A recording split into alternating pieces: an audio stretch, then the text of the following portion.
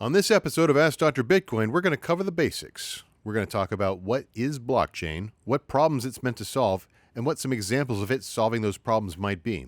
But we're also going to touch on when it might not be the best solution. Stay tuned.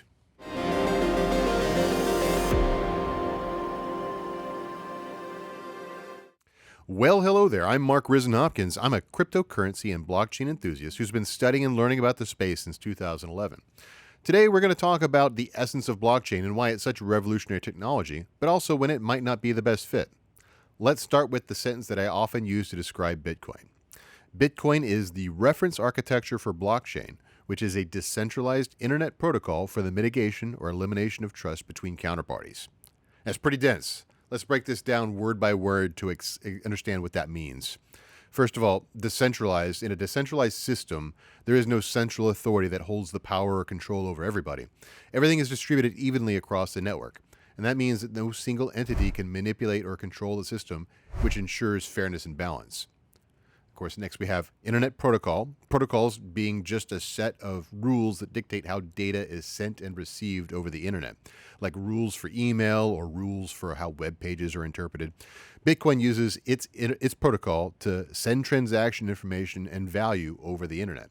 And then we have mitigation or elimination of trust. This is the most critical part of blockchain technology, and it means that parties involved in a transaction don't need to trust each other for the transaction to go through or to be fair. The system itself ensures that the transaction is valid and secure. But let's not get ahead of ourselves. While it's true that blockchain can potentially solve problems where trust is an exploitation vector, it's not always the best solution. This is because blockchains can be more expensive to operate and maintain than traditional centralized databases. If the cost of maintaining security for a blockchain exceeds the cost of trust exploitation you're solving, then blockchain might not be the right answer. Let's take, for instance, IBM blockchain, which is used for supply chains often to allow transparency within a shared record of ownership and location of parts and products in real time. This is a great example of blockchain in action, but it's worth noting that we'll need to dive deeper into specifics of supply chain applications in other episodes to understand why the cost-benefit analysis is important and why sometimes it's not the best solution. But there's still plenty of scenarios where blockchain has proven to be incredibly beneficial.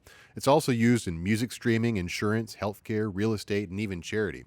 Spotify recently acquired a blockchain startup called Mitigation Labs. It was meant to help develop solutions in a decentralized database that better connect artists and licensing agreements with the tracks on Spotify's service.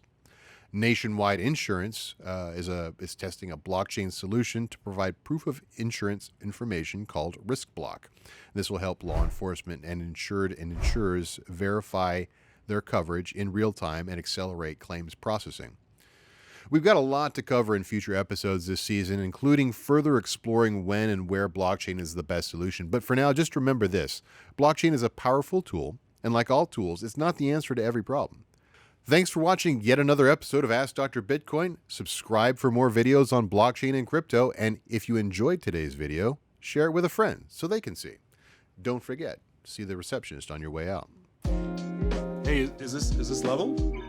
I think the framing, there we are. Hey, if you like that video, check out more. We got some over here, some over here, some over there. Check the description. Make sure you like, subscribe, and we'll see you next time.